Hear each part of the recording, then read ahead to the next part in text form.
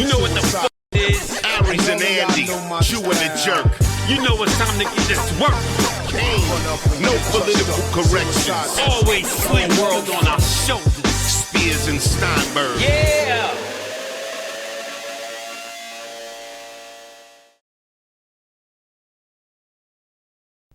Hey, what's happening? What's happening? What's happening? As always, welcome to another episode of Spears and Steinberg and Flamboyant Boy. Yo, as always, y'all got to get in these comments, man. We love to hear from you. Love to hear your takes. Answer any questions you want answered. Get in the comments and let us know what it is. Patreon. Patreon.com/SpearsBergPod. I did it right? Yes, Got sir. it. You want to do the rest? Well, you can get a hold of us through Aries' email at AriesSpears45@Hotmail. You're the only one that's going to be probably putting it in a Hotmail this whole month is to AriesSpears, but it'll be good. And voicemails, 617-942-0401. As he says, it's right there. It's right there. May I ask you a question about the Hotmail email address? Yeah. Since you probably got that so long ago, right? 45, but that's not his age number. What the AriesSpears at Hotmail was already taken? Well, it was AriesSpears 23 at Hotmail And he changed it. to 45. But Because- AriesSpears do you know why he was changed it? already taken? I don't know. You just need a number after your name? Right there. Get that shot. Well, now it's We 40. replaced it, last shot from Utah, with this iconic from the free throw line dunk, and it pops more with that red and just him. Mwah. Speaking of add-ons, we also added Bill Walton to the show. Andy got me a Bill Walton doll to put next to the TV, along with a card, since we were in Portland. So welcome, Bill. Hello, Jordan. We're officially back. I wanted him to keep working on that, the impression, and he puts it away, and then you bring it up. He goes, "Yeah, I just wasn't thinking about it, so I wanted something to make Well, now I'm going to have an everyday reminder. Yeah, Even though it looks like Larry Bird, it's Bill Walton. I think it was Larry Bird, and they repackaged it and just put a They different made all number the on it. white guys look the same, just like the brothers. Dates. Oh, dates. Where are we? Let's see. Hey, where you're listening to this, we're going to be at the Brea. We're right here in California. Brea, 28th through the 30th. September. That's August. September 3rd through the 6th, we're going to be at the Helium Comedy Club in Buffalo, back in New York. September 10th through the 13th, we're going to be at Bridgeport, Connecticut. September 17th through the 20th, we're going to be at the Springfield Comedy Club in Springfield, Missouri. I'll give one more. September 25th, we'll be at the Flint Institute of Music in Flint, Michigan. And you give one more after that, too. Why? You get just one more until Europe? I could just keep giving one more every day. Holding Don't out do on the it. people. Speaking of giving, you know how excited I was knowing this day would come, and it's finally here. I told you all about it. Cactus Corn, street corn flavored popcorn that I ordered. Did you order all the flavors or just street corn? No, just all street corn. And like Oprah, you get a car, and you get a car, and you get a car. So I ordered 12 bags. I've eaten 2 so far, but everybody's going to get a bag today. I want us to take a second, crack it open, taste it, and tell me if I was lying about how fucking good this is. And just so you see, Parmesan, lime, cilantro, with a dust of chili spice. And I had somebody hit me up on Instagram. They ordered the same box, took a picture of it, and said, all right, man, I'm going off your recommendation. So you go. I love popcorn. This is a problem for me. 2 generations, 1 kettle, Mark. 28 years. Mike, come get your popcorn. And Dylan. Thank you, Oprah. See, that's why I don't play basketball. That's me. I've been tripping over shit. There we go. That's all right. Yes. I'm just kidding. I didn't even think you cracked it open that fast. Did you see your face when I said it like that? Oh, this is a problem. You like it? Yeah, because Ooh, it smells good. and this just gets better as it's in your Dude, mouth. I'm telling you, some of them kernels, that flavor just bursts on your tongue like a John Holmes cum shot. Yeah, it does. It's the finishes. Yeah. What do you taste more, the Parmesan, the lime, or the chili? Because I get hints of the lime and the Parmesan. Yeah. I don't really get the chili. I mean, I get it in there, but I'd like a little spicier. What do you think? Delicious. Dylan, what do you think? It is reminiscent of a cum shot. It's really, really delicious. Mike, you like it? It starts with the parm, ends with the lime. Yeah. There you go. It does taste like sweet corn though. Yeah. Yeah. Thank you, Cactus Corn. Thank you. Cactus Corn, bringing you business. So start sending me a case once a month. Or else. Or else. Yeah, that felt mafioso. Hey, listen, I'm up at your fucking bitches. Every month I want a brand new case in my house. Or else you're going to get a visit in the middle of the night. Is that messing up the shot? No. Just No, checking. it looks good. Thank you for that. It was really, really yummy. Did anybody reach out to you? No, not yet. Oh. But I'm going to stay on them till they do. If it works, Canada Dry, I like your zero sugar. You guys want to talk about women slaughtering their children? Oh, Jesus. Infanticide. You know, It just doesn't happen to the right kids. oh, Jesus. Oh, Jesus. Okay. I didn't think I we were was going looking- dark that quickly. I was looking at Mark when I said it. That's all. It went darker. He looks like the Unabomber right now. You know, the thing that I guess the big controversy was as she was arriving in court, as her caravan of cars came to court, women outside cheering, and they said, let's show love for Lindsay, and then they made the heart sign. And women are really torn on this. The ones that are really mad are fucking furious. And the ones that say they sympathize with, what are they calling it, postmortem? Postpartum psychosis. Yeah. Yeah. Listen, my stance is this. There's never a reason to kill your kids. There may be a desire, but there's never a reason to kill your kids. The postpartum doesn't really give you that. That's the problem. It's you're in a state. You're in a mental state. You're not yourself. I have empathy for this, but the fact that she told her husband to leave and to go do something. It was premeditated. It seems as though, but so like, but to go what you're saying, you can't. I appreciate the women that have expressed how horrible it is to have this postpartum syndrome, and talk about how they felt and how depressed and how like they've came to this. You know, they were overcome with this angst, depression, all the things that they said. Then they get the cocktails, the medications prescribed. I think this talks a little bit more about how we prescribe medication should be And they said she was on like 13 different. a cocktail of medication. So what do you blame? Do you blame the medication? Do you blame the mental issues? No, Or is she just flat out fucking crazy? Not crazy. I'm sorry. I don't mean because to say crazy, even though some might say that's dismissive, that also feels like an excuse. Is she just a murderer?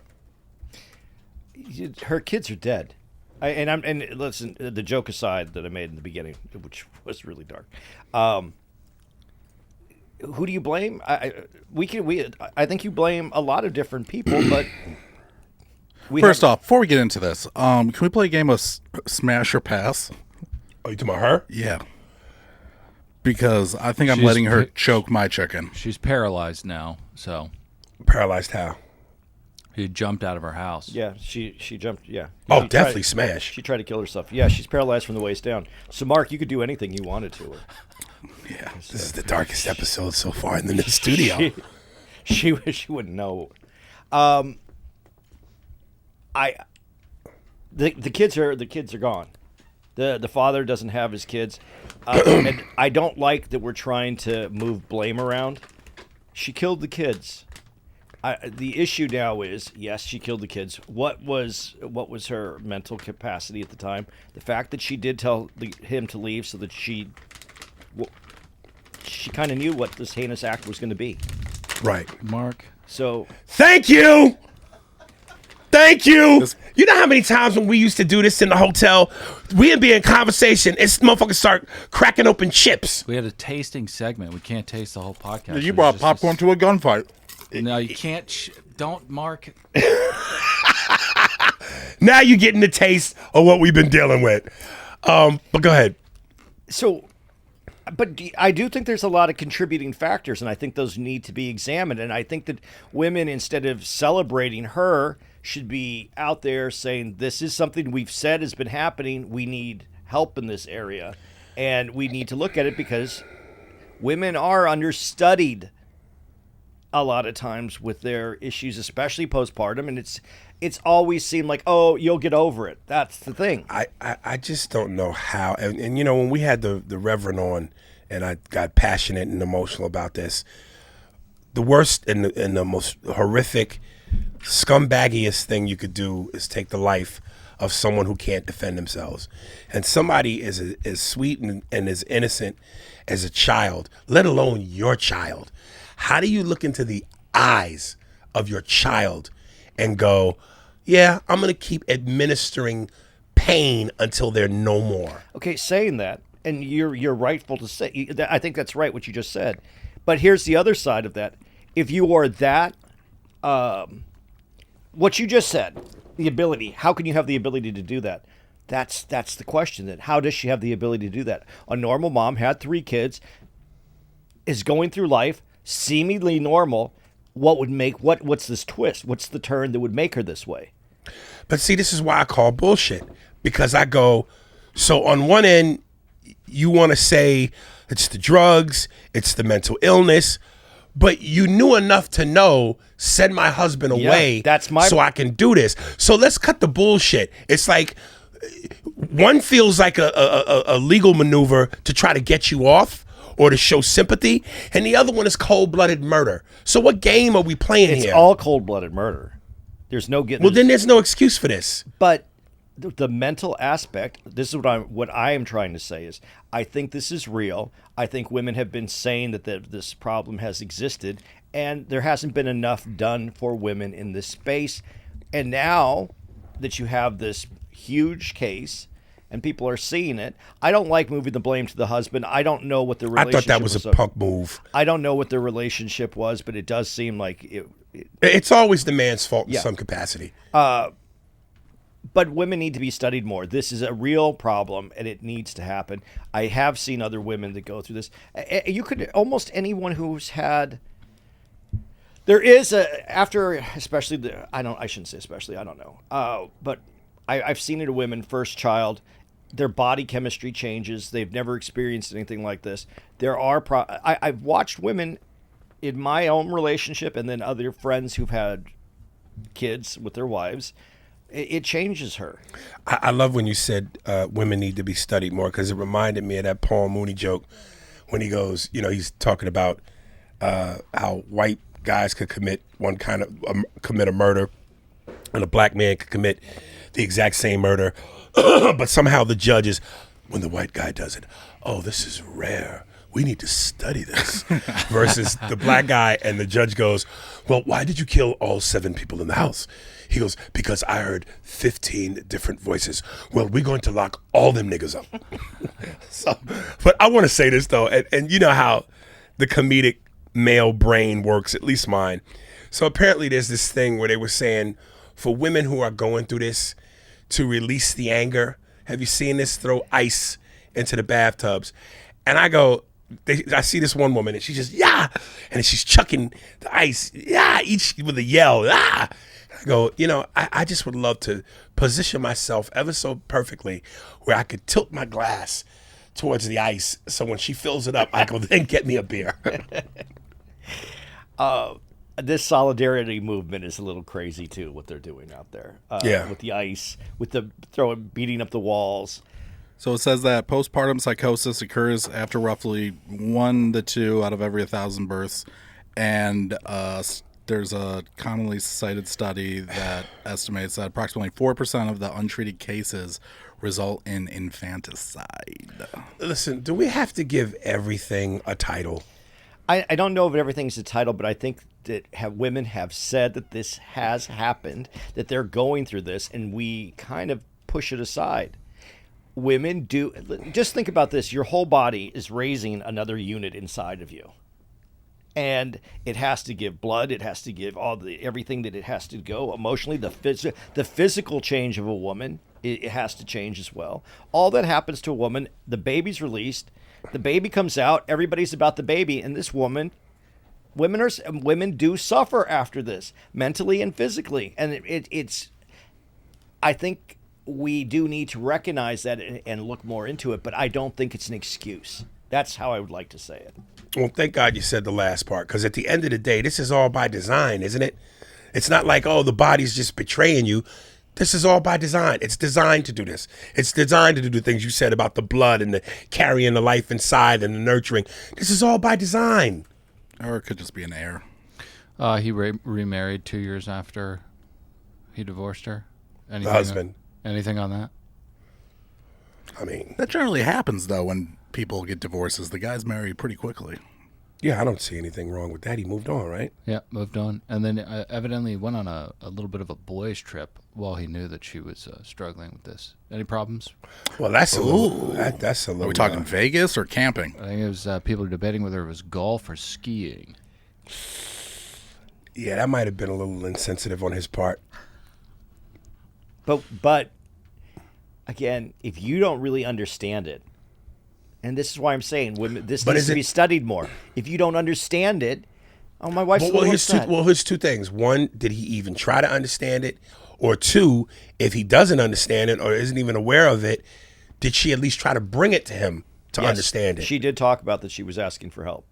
And he just was like, I'm going on a boys' trip. I have no idea how that went down. He was trying to advocate for her. They gave her, I think, 6 different SSRIs, and a psychiatrist broke it down that she was exhibiting symptoms of neurotoxicity, and that the only thing to do would be to stop all medications, but she kept getting just crushed with drugs.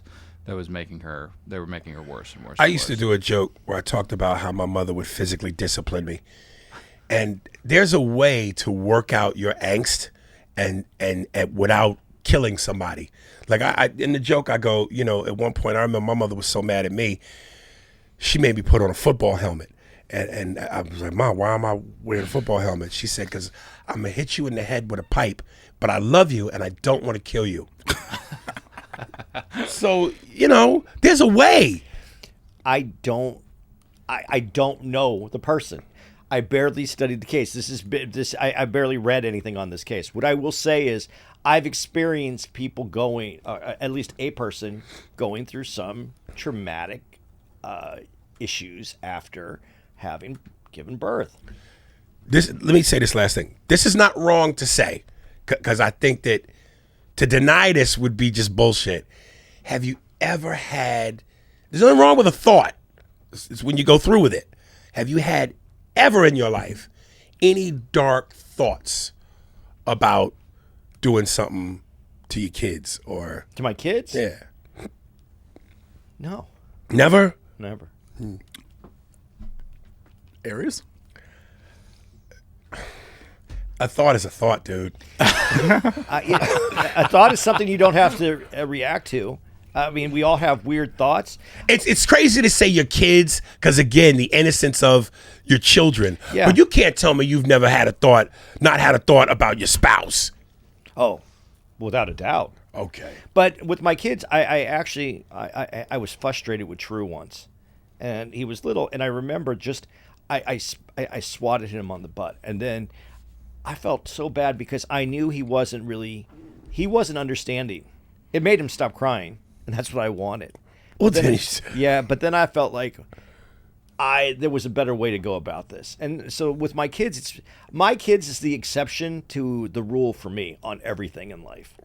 I handle them completely different than I would handle anything else in my life. Yeah. So that is different. That's why I think, I believe that there is a connection the parents have with their children most parents. So when I see something like this, and she has kids, I would like. I wish we knew more. I wish I knew more about this case. I don't know that I want to know more about this. I would like women to get more help that find themselves in this position. That's what I would get out of this case. I think it's ridiculous that they're standing there with hearts.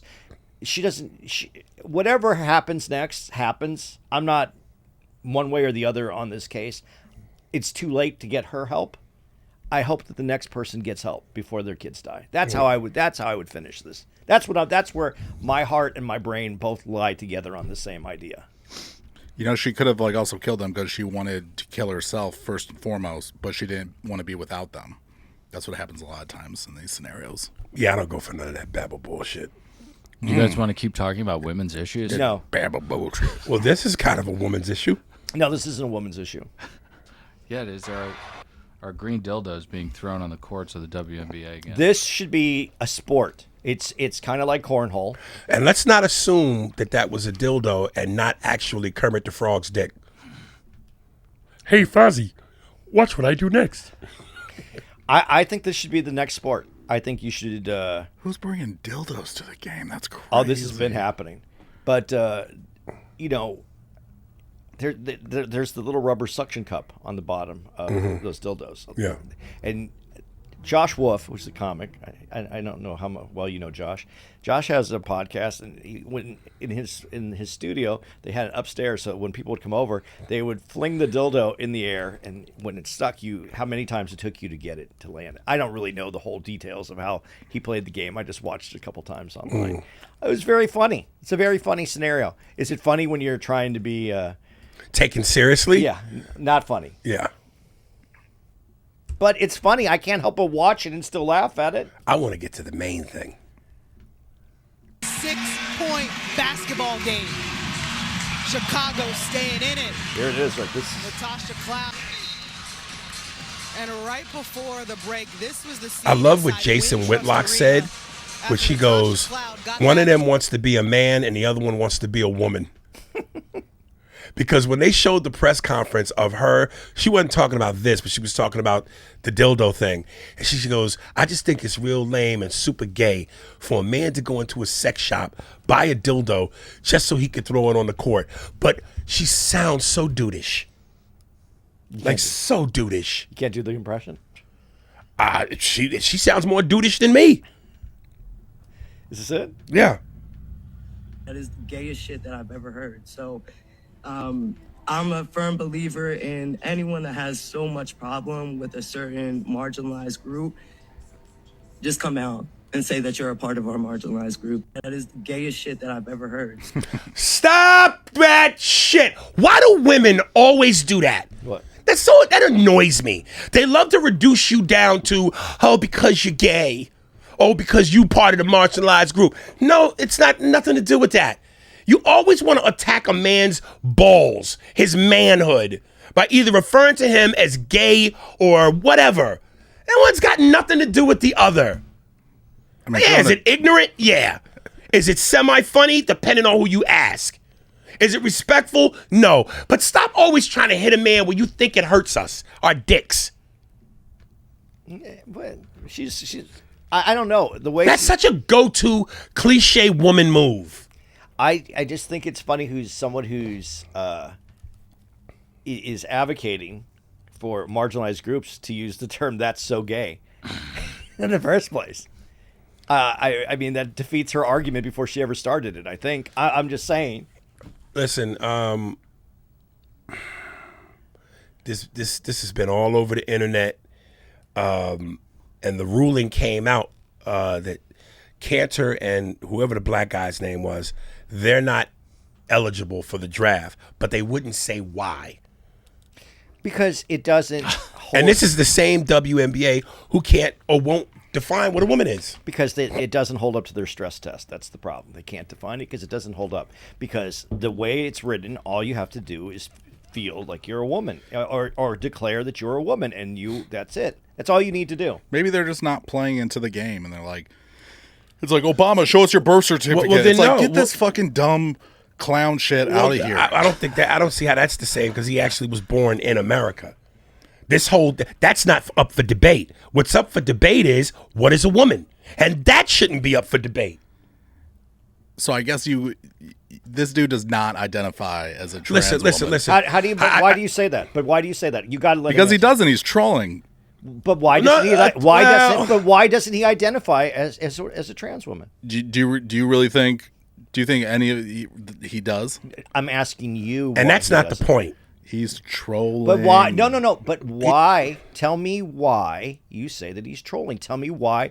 Tell me in your educated I guess experience. typically if you were like transitioning or you thought of yourself as a woman, you would be like taking steps to do that. You wouldn't look like you're that is about not to go smash some strippers after this. That is not what's been said at all. It's your feeling. We had the guy with the long hair and beard that was on one of the talk shows that identifies as a woman or identifies as his sexual being is not male. This is none of that. This is him dressed the same.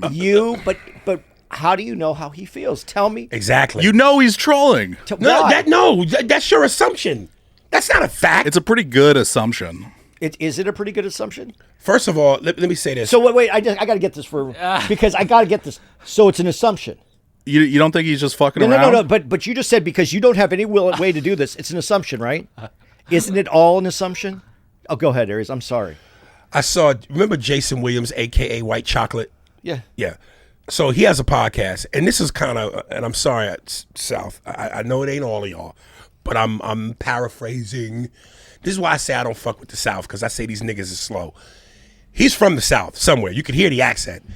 And he's on his podcast with somebody else, and he, like so many other men, are upset with Ennis Cantor for this. And he goes, Ennis Cantor is so just dumb. Why you want to play with women? You really want to play with women? And so many people in the comments, including myself, are going, is this really going over you dumb motherfuckers' heads? No, he doesn't want to play with women. He doesn't want to be in women's spaces. He's doing this to make a point, a valid, honest, and to a lot of people, necessary point. It's like, listen, dude, if you could just say, hey, I identify as a woman, so therefore I am, well, then why can't he be allowed to play? And the absurdity of him playing, his height, his weight, his strength, his speed, he would mop the floor up with these bitches. Do you have the video that I sent you of the swimmer? Mm-hmm. So let me just say this, and this is why I'm Team Sophie and I'm Team Ennis. Because people in the transgender community and the WNBA and critics are all making the same point, which is, do you know how many trans women actually play in the WNBA? Zero. This is not an issue. This shouldn't even be a problem. It's not for now, but at some point it could be an inevitability. And the whole point of protective measures is to prevent it from happening because it shouldn't happen. But men should not play in the WNBA and share locker rooms with women. Well, to your point, let's see what happens when you don't have protective measures. This is. Oh, look at this motherfucker. You set it up. I lost a national title to a man. Last April at the U.S. Masters Swimming Nationals in San Antonio, I unknowingly raced a male in the women's category. I finished second and watched my title awarded to him. He won 5 women's national titles that weekend. I spoke up, and now I'm facing a potential lifetime ban from my sport. This same athlete has taken women's titles and prize money across multiple sports. After nationals, it was widely reported that the athlete dominating the women's field was male. Several of us filed protests and posted online. I asked U.S. Masters for fairness and to address a policy that allows men to compete in women's events. Instead of addressing the policy, they filed a grievance against me, charging me with unsportsmanlike conduct. Not for cheating, not for lying, but for saying men and women's sports is unfair. My problem is that you're silencing the other side. You're not coming up with a reasonable explanation or determination of what works. You're silencing the other side. This is my problem with it. This is why, like, a Cantor is necessary, because he's going to force them in sports to make decisions on who can compete with who. And it's important. That's why there is a WNBA and not just an NBA, because there would be no women playing in the NBA. It's in boxing. There's a reason why there's a weight class. This is there's also a basketball player, I believe, in France right Yes, now. yes. He was killing. Like 30 points, 20 boards. No one would even take you wouldn't take a charging foul from that person. Come on, man. So this has gotten ridiculous. And the reason I'm saying to you is you said it's an assumption. What is not an assumption? A blood test? I'm saying let's have a conversation about, first off, I don't even understand how you couldn't tell. Wasn't there a bulge? They were swimming. Hello. But yeah. But that has nothing to do the with it. fucking Inez Cantor dude, he's not let's get like a real example like that and then discuss what are the parameters of what we allow and what we don't allow. But you don't understand. I think I just said what you said. How the rules are set up is that there is no qualification for this. It's that if you feel that you identify as a woman, that's the parameter, that's the bar. And until we change that, there is no logic behind this. Because anyone could do that. So you're saying there for like Olympics or NCAA, there's no parameters at all? No, they have parameters and they do testing, but it's still. So you just contradicted yourself? No, I didn't.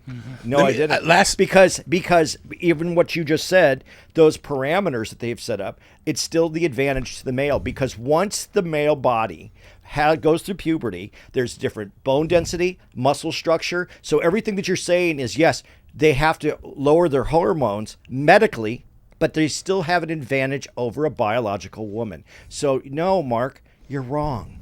What am I wrong about? Yeah, Mark, What'd you're I wrong. say? You're wrong. Last night I was watching Bill Maher, and with his two guests, he was talking about AI. And he said one of the things that they want to start doing with AI is when you take college courses, no more sitting in a classroom with fellow students. No more dealing with a professor. The AI will take the course for you, and they want to take away giving you a grade. Why? Because they don't want to hurt feelings. We need to go back to hurting feelings. This era, this time where now it's, because it's thrown common sense out the window. Everybody's got to be made to feel special. Everybody's got to feel like a winner. Nobody's feelings can be hurt. We got to be sensitive and walk on eggshells. We got to be all inclusive. I don't think life naturally works that way. There's supposed to be losers. There's supposed to be hurt feelings. There's supposed to be egg on your face. You're supposed to be told you're not good enough. Not because you're not good enough, but because something else is better for you. So you taking up the room for somebody that deserves that spot. Since the dawn of time, it has been survival of the fittest. Is what happens in either in business, in life, and unfortunately, we have padded society so much. And what you're just saying right now, no grades, no achievement, no level. Everyone survives, and there is going to be a moment where Mother Nature puts us to the test. And a lot of these people are going to be taking people down because they were never put to the test. I don't understand. If power went out today and we had no electricity for 2 weeks, do you know how many people would be dead? And I'm not talking about just old people. I'm talking about young people who wouldn't know how to feed themselves, who couldn't get through anything. If you took away Wi-Fi for an extended number of time, kids would lose their shit. I don't know how we survive. I don't know. Poor nations that, when they say the poor nations that don't have access to clean water, who have to really struggle to get water, people who don't have Wi-Fi in their house, people that actually have to go out and walk to go get water, people that have to do things in a struggling manner are going to be the survivors of this world, not the AI conscripts of life. It's not going to be them. There's no way they survive. A natural disaster that wiped out a major part of our electrical grid, it's over. We should be able to do like that movie The Purge, and at least once a year for a whole week, bring back a decade. Let's bring the 80s back for 1 week. Where for 1 week we smoke in restaurants, we put kids in station wagons, smoke in the car with the windows rolled up, tell them honestly how we feel, go get dad a beer, take a sip. We need to go back to some of that. Did you read this? If the United States lost electricity nationwide for a full month, experts and congressional commissions report suggest that millions of people could die. Well, they certainly don't give a fuck about the niggas in Indiana when 72% of Indiana, Gary, Indiana, is black and has been without power for 12 days. Remind you of Katrina? Weren't they getting shot at? I heard something about that. Dude. 13 days we're going on.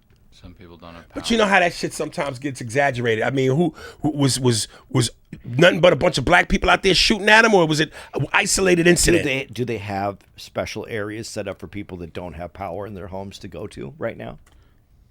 Oh, I don't know. You know who does have power? The homeless condominiums in the sky. Outdoor sky pods. Are you seeing this? What if he was watching Bill Maher? This is crazy. How do you get the clothes to stretch out on the clothesline that far? You know why? Because they had to struggle. You know who's going to be alive after the power goes out? Those people.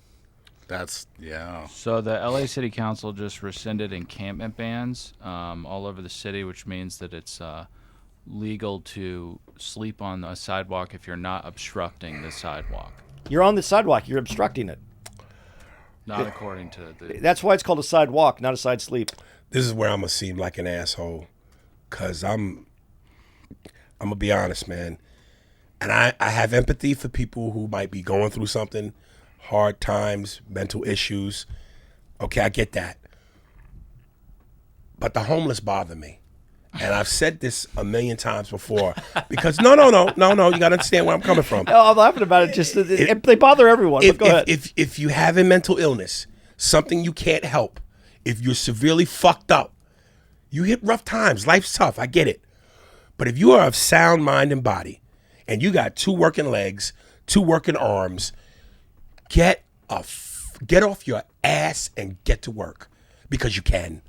When I've seen footage of fucking dudes with no arms, 1 leg, 1 foot, and they make fucking Mona Lisa paintings in the street.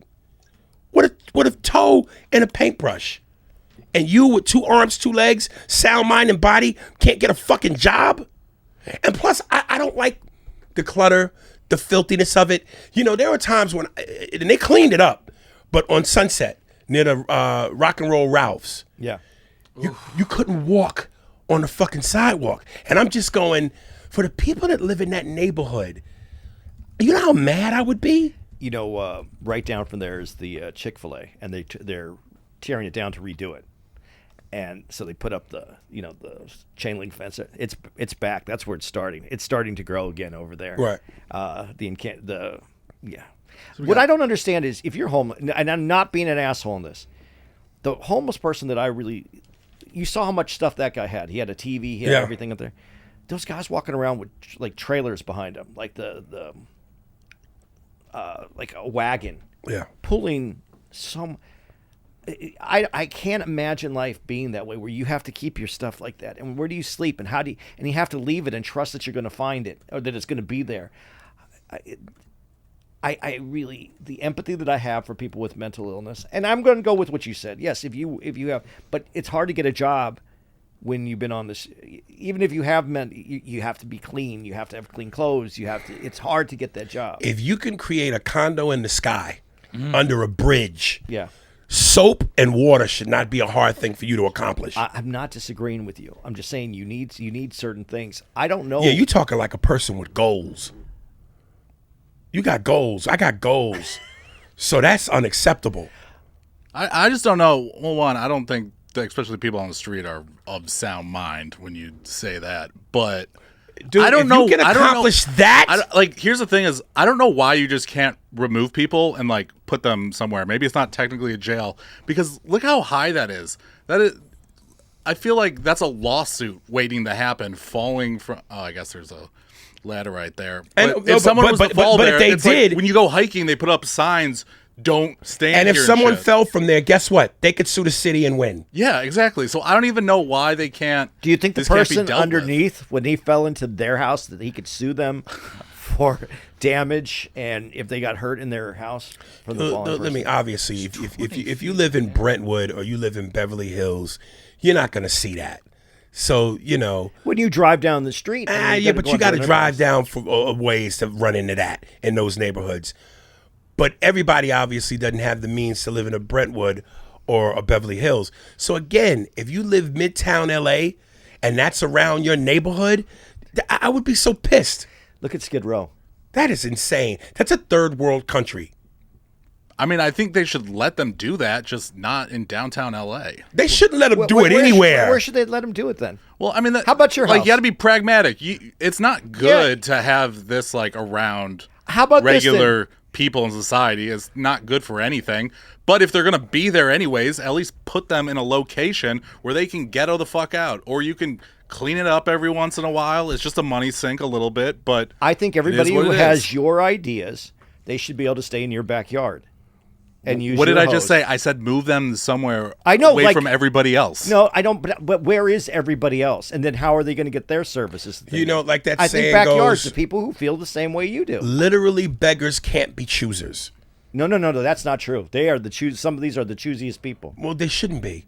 There's like he's saying, put them in a parking lot made up to be like an internment camp. Why don't you do this? Why don't you open up Alcatraz and just put all the homeless in California in Alcatraz? Not a bad idea. And then you could let them.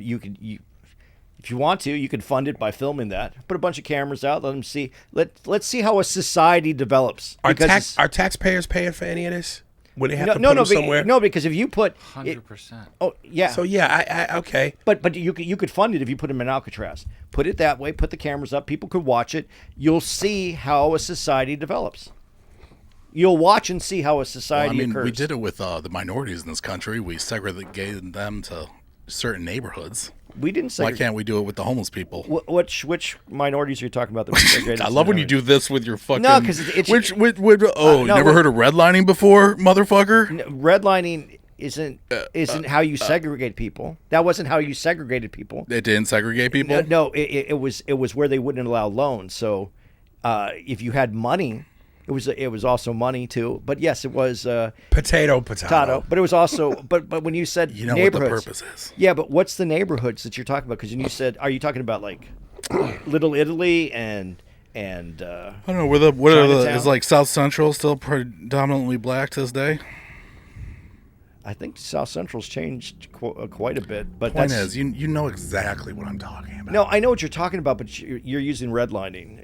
That didn't. Yes, no. The banks did that. Yeah, but the end result's the same. Yeah, I understand, but I think he's conflating. You go, you can't segregate communities, people, blah, blah. No. It's already happened. No. They kept them in impoverished areas. Can we talk about the homeless people beating off in peace? Yes, yes. This is what we need. Yeah, now's the time to eat some popcorn. Angeles City Council is trying to get a tax-funded brothel for the homeless passed. I'm not joking. Pilot program for free hygienic sexual relief clinics, primarily serving the homeless and unhoused.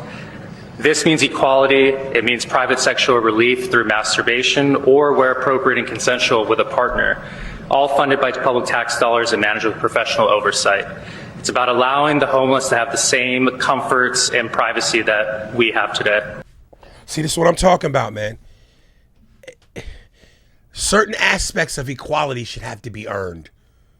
It's not a right to fuck. It's a what do you call it? Not a right, but how would you say that? Like when they say having a driver's license, it's not a right. You don't have the right to drive. It's a privilege. Privilege. Fucking is a privilege. It's not a right. Well, why do we have to be equal with everything? Why? We don't. Say no. Say no. If you can't afford to fuck a woman in a crib, then you shouldn't be able to afford to fuck. And there's a lot of people with roommates in this city. Like, fucking, do they get a place to fuck? Ooh. Blowing homeless dick? I think that you could fund this if you put it on Pornhub. That would be the nastiest. Dude, I'm telling you, we got to get back to a time in life where it's okay to say no. It's okay to say no. No, there is no okay to say no. That's the problem. We have to be able to say no sometimes. Well, we're going to say no real soon. Do you want to just run down these numbers real quick on these kinds of rooms? This is insane. Interim shelter beds in Los Angeles. Standard interim housing shelter beds cost taxpayers an average of $31,500 per year to operate. Motel placement programs. Motel-based programs like LA's Inside Safe cost approximately $82,421 per room per year when factoring in leases and caseworkers. Permanent supportive housing units, constructing new permanent housing units for the homeless in California typically cost between $500,000 and $866,000 per unit. In some luxury or high density areas, property acquisition and renovation have reached up to $1.5 million per unit. You know what's wrong with that one right there? Because in California, by the time they get the permits and do everything, the cost is tripled. It's just insane. Because it's gonna take 10 years to build out something for anyone in here in LA. All right. That's just so dumb. How expensive they make all that shit. Well, we had this conversation. You don't think you think it's barbaric to say and think along the lines of, look, man, you're an adult. Get your shit together. And if you don't have your shit together, that's on you. You would have, honestly, if you really want to get to this, you'd have to start with the homeless that are mentally ill. You need to get them off the streets. There was no funding. It was all taken away. They need to come off the streets first, but legally you can't take them off the streets because they have a right to refuse to go into a shelter. So the first thing that would have to happen before you could even begin to fix this without just creating this snowfall that we have, this snowball of rolling bigger and bigger and bigger expenses to take care of our homeless. Start with that, but you have to take away their rights. You would have to judge what is the right. If you can't take care of yourself, if you're living on the street and you're causing a problem to yourself, to your own welfare, that should be enough to be able to remove you from the street and put you in a situation where you can get medical attention, you can get what you need, and hopefully get you on a path to get you off the street. But if you don't start there, it's never going to be accomplished. That's the first step. You have to get the people that you have to be able to remove some rights from people that aren't being able to take care of themselves and are a nuisance to society. We do that with jails because they're breaking the law. We need, technically, the way you live and how you treat your own body should be one of those laws that are being broken. Can we take a Batman break? Yeah, I would love to. That looked like a big toe break. Now, as we get ready to get into this Batman thing, I just, Dylan, you have to repeat something that I heard you say when I came in here today. You said you saw Spider-Man Brand New Day, and it was ass. Ugh. Come on, man. What? No, honestly, though, on your take. Ass? What was that? Was it that you were tired of the story that they told, or was it just CGI? What was it that bothered you? Zendaya's mid, overrated, and in everything. There's all this exposition all over the place, and everybody's got to talk about molecular this and electrical nonsense and chips getting created that don't do anything. There's 50 ninjas out of nowhere. There's product placement everywhere. It's just horse shit. That product placement was pretty evil. Ugh. Well, I said the Little Caesars thing, and you're in New York. That's a spit in the face. And Tom Holland's alcohol-free beer company is in the movie, too. Oh, is it? Yeah. Yeah, and not every movie needs to be, high art or anything, but imagine going to Francis Ford Coppola and going, hey, we want to put some product in the first 5 minutes of your movie. But the action, the drama of her not knowing who he was, saying that she didn't love him, the friendship, Ned, none of that moved you? I think you Marvel adults need to be knocked down a couple of pegs. I did enjoy it. I enjoyed it. I'm not going to say that I didn't enjoy it, but I understand exactly what you're talking about. My part that pisses me off about the pizza thing is I think it's the first Spider-Man or the second one. They show Joe's Pizza in New York. Yeah. And they've already, and then you go and you're devolving. Yeah. How much? The movie made $50 billion. Do you need the Little Caesars ad placement? The movie's going to make $50 billion. Greed, Why do you baby. need Greed, that movie? baby. Anyways, Batman break? Yeah. Hot take given the box office numbers, but Batman still has the best show business model out of every superhero today. Here are the 5 reasons why. Number 1, Batman can cross the streams of genres without ever breaking his character's core identity or his lore. Noir, camp, thriller, sci-fi, horror, parody. He's done it all, and he's been very successful at it. The genre flexibility acts as a hedge against market trends. If the traditional blockbuster model is declining, Batman can simply... Number 2, the Batman ecosystem excels at lower overhead and high profit execution. Most superhero films cost about $200 million to make. And while Batman has spent that in the past, it's not required for him to be profitable. Joker was made for a modest $60 million and made over $1 billion at the box office, delivering a massive return. Lego Batman movie also turned a significant profit, costing roughly $80 million and making about $312 million, while also opening up a whole new toy market for that movie.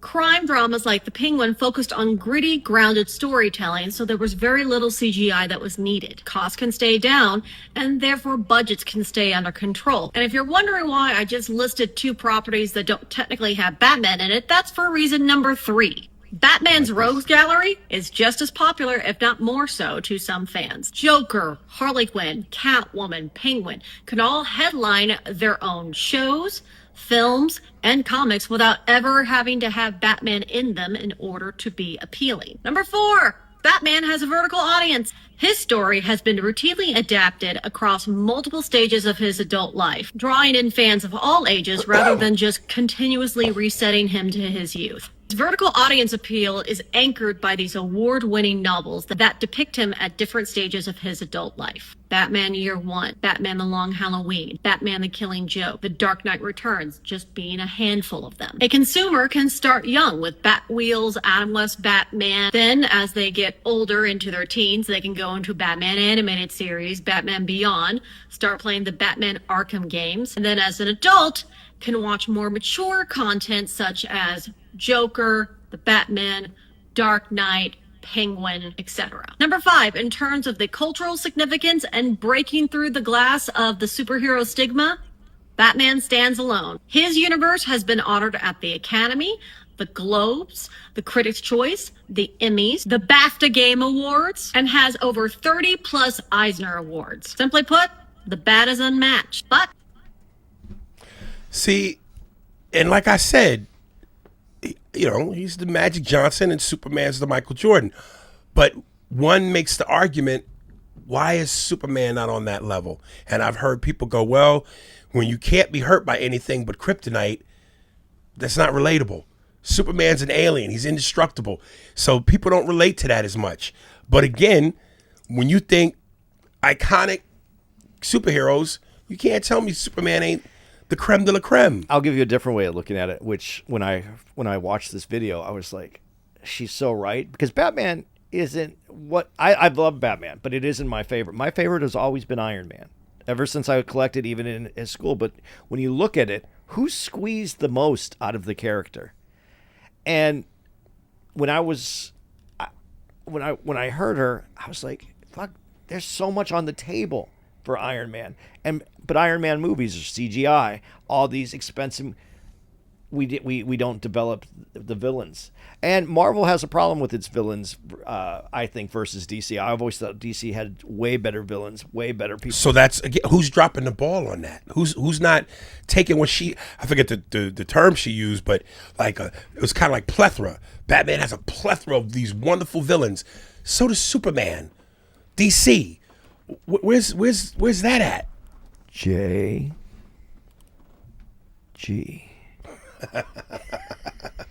You can't put that all on him. This has existed way before him. Yeah, but he, you know what? They put him in charge to make this universe, and what did they do?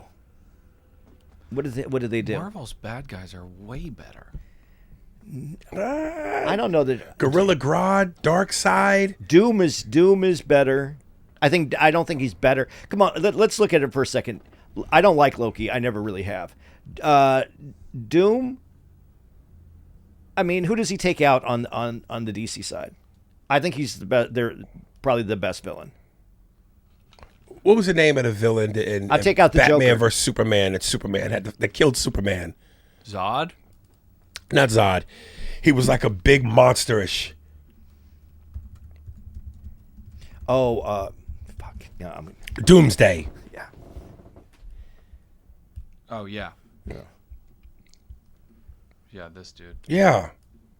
Yeah, but he's not a great villain to me. No. No, I don't. I mean, he's a great villain because he has powers. Yeah. And we could do a power structure. You can pull a power structure. Who be two? There's power structure. I'm talking about story. Yeah, again, I said this to you when we were in a comic book store in San Diego, where I go, for people to go, DC has the better cartoons. Like, they kick ass in cartoons and comic books. They've maximized So it. why don't you just take that writing and put it in a movie? I don't know. Why is this complicated? But it is complicated because you want to tell you want to open up a universe, and that's where it is. But okay, like when you're saying villains, I think the best villain is Joker. I can't think of a better villain.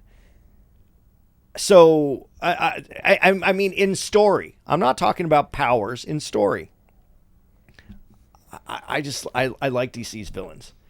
Marvel does have great villains. I mean, but are they great? Don't they just like spend all their time developing the characters though, like the heroes? They don't like have a. Do you bleed? You will. That was so badass, dude. Yeah, you got Venom, Doom, Doc Ock, Spider-Man. Yeah, but Doc Ock. Okay, let's take Doc Ock for instance. Cool. Let's take Doc Ock. Was he really that cool? And the Spider-Man 2 movie, that's regarded as the holy grail of all the Spider-Mans. I got to be honest. I like Spider-Man. I liked their stories, but Doc Ock never did it for me. He got arms that he built. He built, and he has connected to that train sequence in Spider-Man 2 is regarded as cinematic mastery. Look at it now though. With the CGI's gotten so much still better. looks good though. Clock tower fight. Yeah.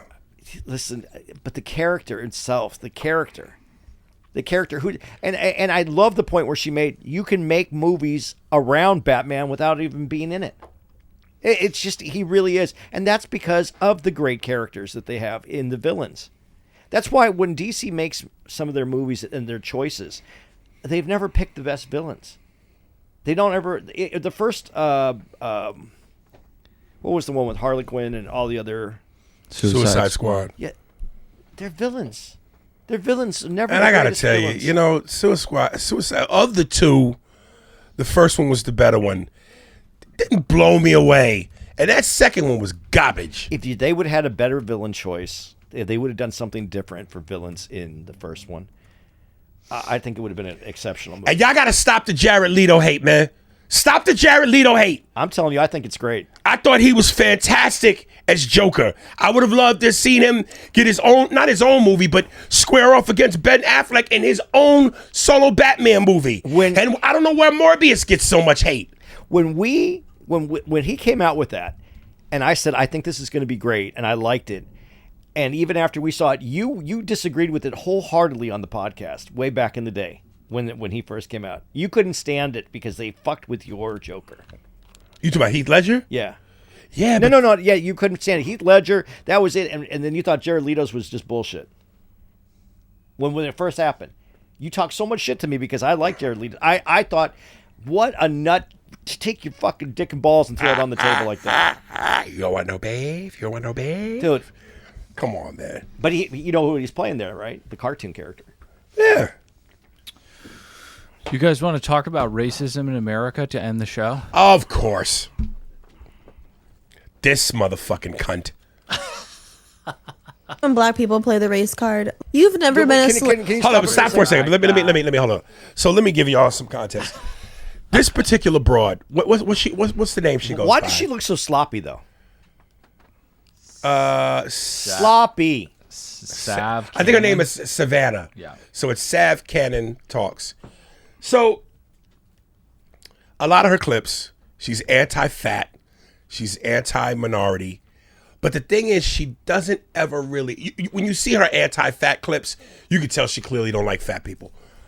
But when you watch the racism clips, there's this thing where some white people try to hide behind a facade and an ideology of, if people could just get their shit together, if people could just do this, be this way, think like this, act like this, everything would be fine. Okay, I hear you saying that, but you could watch. There's a tone. Energy don't lie. There's a tone. There's a look in her fucking eyes, a delivery where you know you just don't like niggas.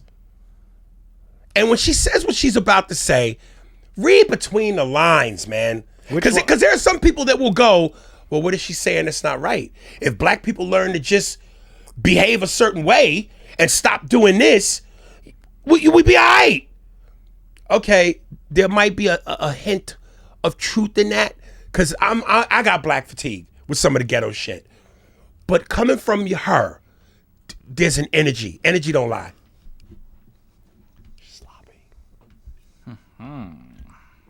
She does have poor posture.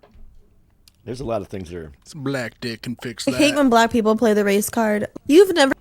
I hate when black people play the race card. You've never been a slave and neither have your parents. Feel no wrath of that. Like, get the fuck over it. You know black people own slaves also. You hate black people. But you're not going to let yourself believe that because it's not what you've been told to believe. So you're only going to believe what you've been told to believe, not what you actually believe. Stop playing the race card, act normal, and you'll be treated normal. Stop playing the race card, and the most important one after that, act normal, and you'll be treated normal. Now, if by that, again, cut out the gay shenanigans. Cut out the ghetto shenanigans. Don't go on a Carnival cruise line and turn it into a fucking brawl on some street corner. You know, act like you got some sense when you go into public places. Don't be ghetto and loud. She's right. But that's not where she's coming from deep down inside. When you say you weren't a slave, you weren't a victim, you're right about that too. But again, there's carryover from those things. You know, and when we cut to the Godfrey clip, that will be my to the court exhibit A. When she says, there's two different conversations there because, and she put them together, and this is why I don't like her. You weren't a slave, so therefore there's no racism. Because she was only saying that you weren't this, you weren't that, so you didn't experience racism in your life. That's the brand of if you weren't a slave, then everything should be cool. Right. So do you think this is racist, Andy? Is it racist? Her rhetoric? It's her energy racist. Is this video? Would you mark it as racist? I'd probably mark it as extremely bigoted. Okay. It's hard. Does she have sway and power over someone? I don't know. How many followers does she have? It's probably going up now. 313,000. So can she affect a marginalized group with 314,000? I wish she could play the one, Dylan, and find it where she talks about would she date a black guy. Why is she okay? I'm just going to say it. I've danced around it. Why is it necessary for her to camel toe the fuck? I don't mind that. I'm fine with that. But why is it necessary? Get likes. Say something outrageous. Listen, here's what's crazy so this about is what she's doing. Is this the point? And you're going to tell me because you're a white guy and you are too. Hey, a little hot, right? No, she's sloppy. That's a little hot. That's hot. Sloppy can be hot. She's sloppy. I'm not. One of my goals is to be fucked by a white woman with that racist energy. Yeah, because you could give it. You could put it all. I got a reason to hate with each stroke. There's nothing better than an angry fuck. But it's so sloppy. Everything. Okay, go ahead. Were you able to find the one where she says, "Would you date a black guy?" Not yet. But you can't just equate slavery and racism, and if the two don't touch each other, then there's neither. There's no racism. Yeah, that's what I didn't understand about her point. Again, it's so dismissive. Yeah, dismissive is the right word. And again, there have been things. There's a carryover. Is that her? Yeah. She used to look better.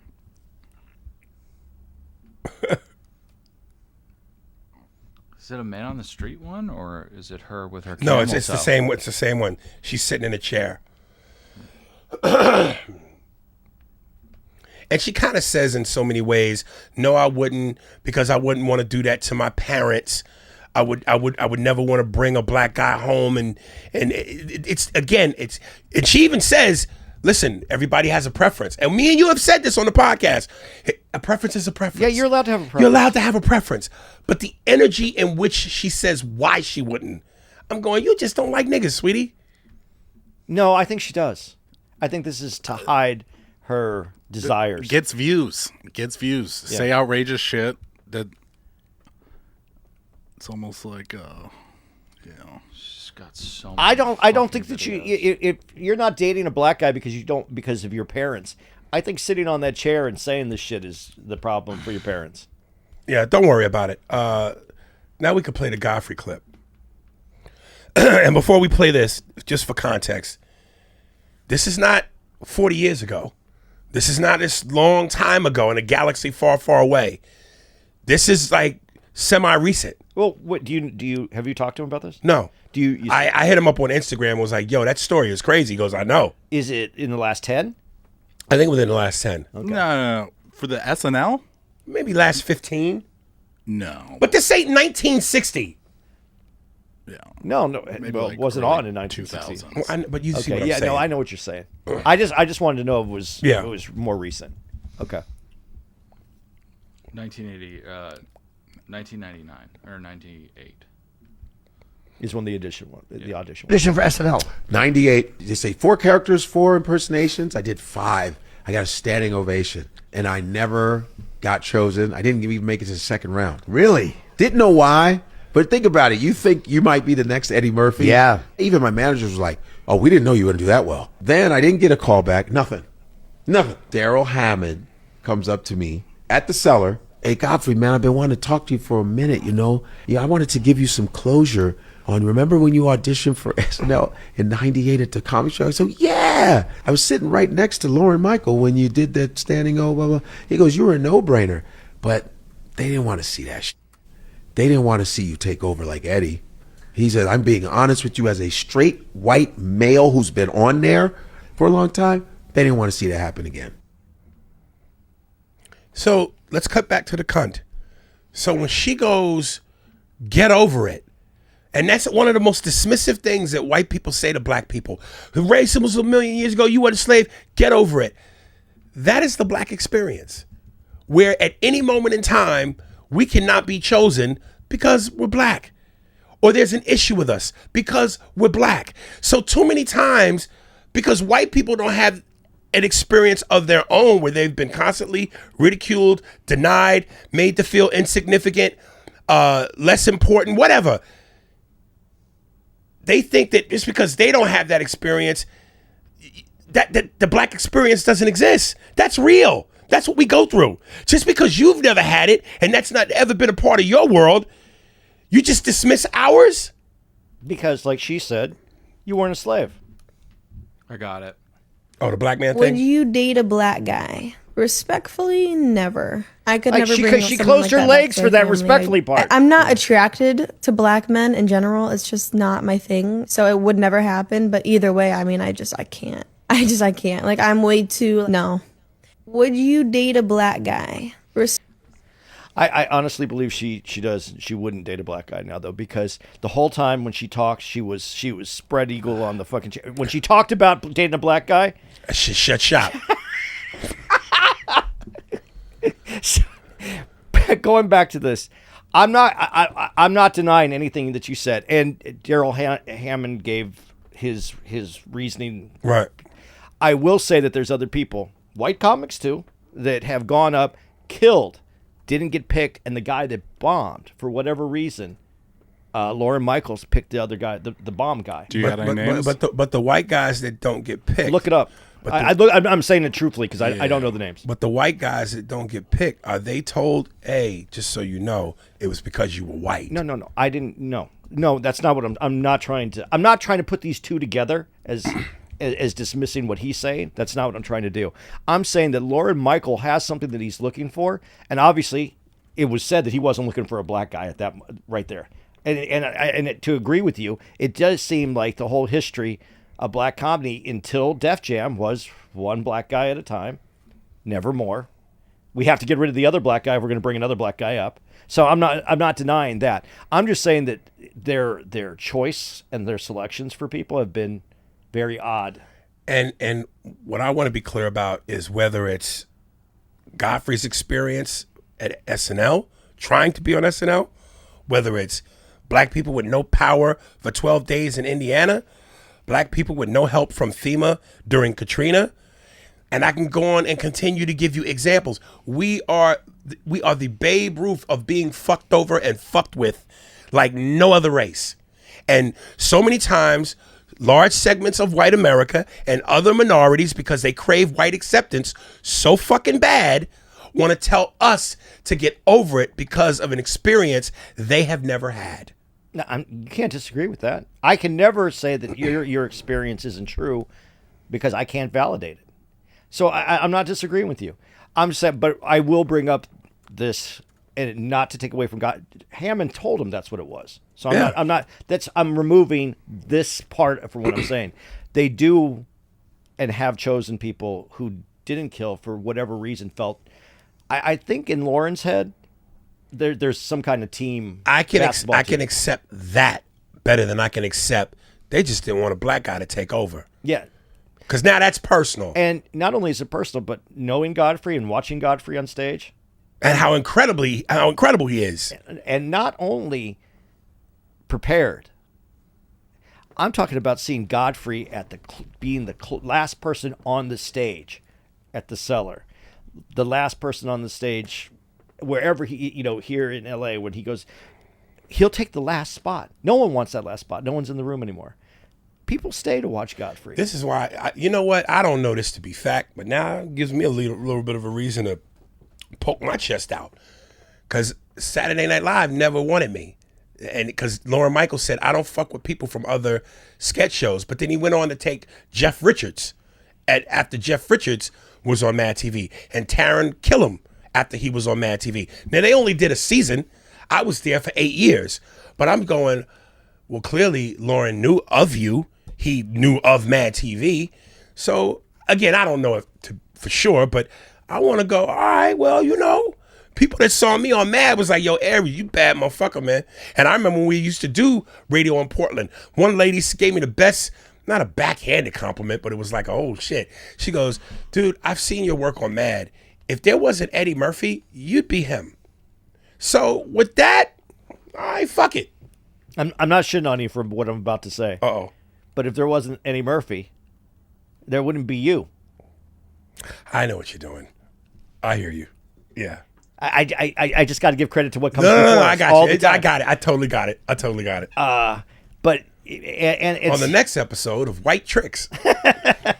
No, it isn't a white trick. I really just say, when I hear that though, and people say it, that's why it's kind of feels like a backhanded compliment to me when they say that shit to you. Yeah. We all have people that come before us.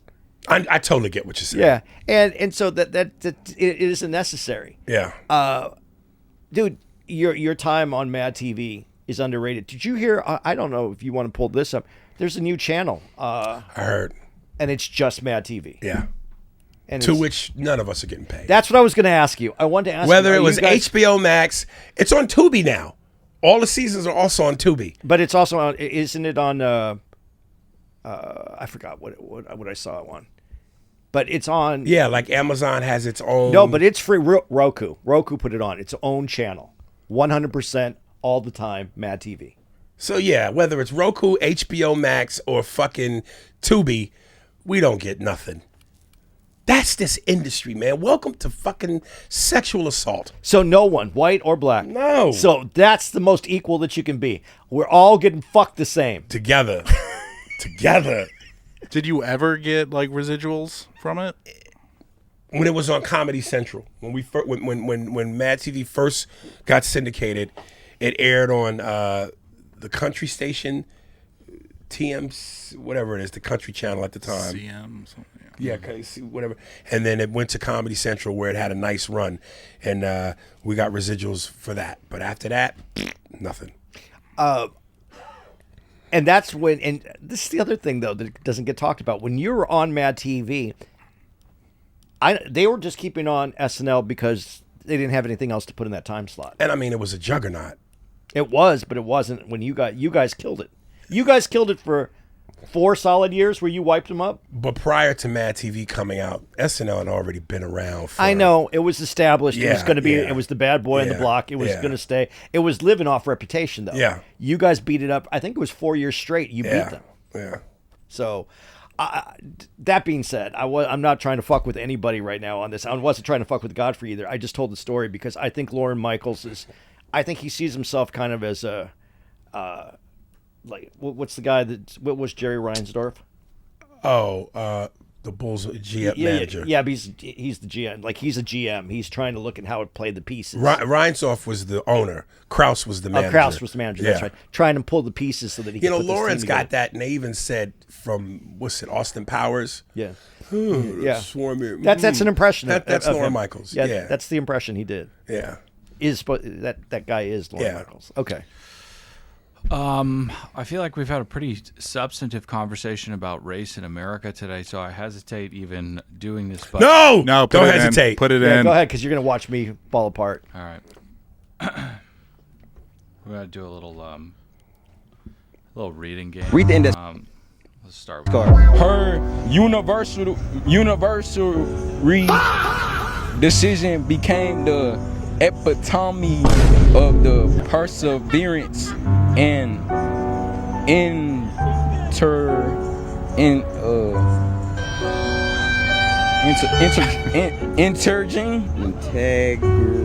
integrating. Read the index card. Can we stop for a second? Now, see, this is the blessing and the curse. We know that stereotypes are based in some sort of truth, but the negative connotation of stereotypes is what makes them hard to go down on the palate. I've never seen these clips. I've seen a bunch of these clips. I've never seen these clips with white folks. And I know there's some dumb white folks out there, especially in the trailers and in the hills. So I'm sure that this shit could be spread equally. But it's such a bad look for us because we've already been perceived as not educated. And is there any white people? Can you ask if there's? Can you pull it up? We looked, and it's only black. It's so many black people getting administered these tests. And I can't help but think that that's not a coincidence. I say we run our own test right now. Do it. I'm dyslexic. I'm going to lose this one in a second. All right, so first up, we're going to have Andy's Okay, wait. So flashcard. okay. Let me see her butcher this. No, this is Regulation required extraordinary. That's reconciliation. I can get that. Vulnerability and Extraordinary emotional vulnerability, accountability. emotional Read the index accountability. card. The Randall deterioration. I'm not. I couldn't say that one. It's all right. We got tests for you right now. What's going to run it? This is going to Okay. be black versus white. It's going to be very interesting. Oh, Aries is going to win. All right, this is for Andy. Sally went to the park and pet her dog that she loved very, very much. Stop. I know what's going on. Good here. job. Good I job. know what's going Good on. job. here. Okay. They're going to give me the hard one. Aries. Here you go, Yeah, Aries. yeah. The pursuant countenance was ubiquitous and infallible, omniscient, and unwavering in its circumvention of my apparition. Perfect, right? Yeah. Come on, God damn it. Yeah, I would have got all those wrong. Do you have another one like that? You can send Oh, them. I would have loved to have seen Andy take a stab at that. Oh, it would have been. I wouldn't got. If you guys past want to vamp for infallible. a sec, I can get Andy. Please? I wouldn't got past. I would have got Because I infallible. really want to have an Obama versus Trump moment. No, I would have got infallible right. That All was it. That's the only one I would have got. Talk amongst yourselves for 30 seconds. Don't look at the screen. Okay, All right. I had to. That's why I didn't finish college. I couldn't do it. But is that because you're dyslexic? Or I'm severely dyslexic. so if you weren't, then that would have been a breeze. I don't know, but I know that a great equalizer in life was the phone. When the Apple phone, that changed my life. Were you good in English, Aries? Like in the school subjects and shit? Were you just naturally like good at English? Mm-mm. No. You're good My, at my English. mother just made us do book reports. Not like writing or anything? I didn't give a shit. You're great at the Queen's English. Yeah, because I'm impersonating. I got an ear and I can impersonate. Yeah. But Yeah, man. Anything, school, sit down, read, write. Just it bored me to death. I got spanked as a kid because they didn't know I was dyslexic, and they just thought I was. They spanked you in school? No, my mom did. My mom would get really upset, and she goes, "We just went over this." Bring it back, baby. Oh yes, I don't even think I could get that right. Ready? Well, Go ahead, Andy. I scrutinized. Wait, no. Read it. I'm giving you the ones I can get. No, read. Yo, that's part It's of the a fun. sentence. It's a sentence. The per. I tell you what I'll do. As you struggle, I'll Obama it for you. Yeah, do the. So, all right. Start with us. Start with us. Do the second word. The Perspicious. Neuropsychopharmacologist. Okay, good. Yeah. Go ahead to that one. Try it. You got to try it. Met. Are you serious? Yep. I scrutinize is the only one I have on Meticulously. there. Meticulously, not even close. Meticulously, I wouldn't got it all. Scrutinize the counterintuitive ramifications of an incomprehensible, multifaceted. Epistemological. Yeah, I got that one. I got not even and All right, so conundrum. Aries wins. Yeah, and conundrum. I got the last word. I'm smarter than did this. Did you get the last one? Conundrum. No, the what one before that one. Yeah. What is it? Oh, there we go. There we go. Right? Epistemological? Epistemological. I'm still smarter than this hunky. Yeah. I can't. There's no way. Without a phone, seriously, my life. So if somebody had a gun to your mother's head and said, Annie, if you don't get all of this right, her brain matter is all over the carpet. I'd be like, listen, this is exactly what I would say. Make sure you get her square because I don't want her to suffer.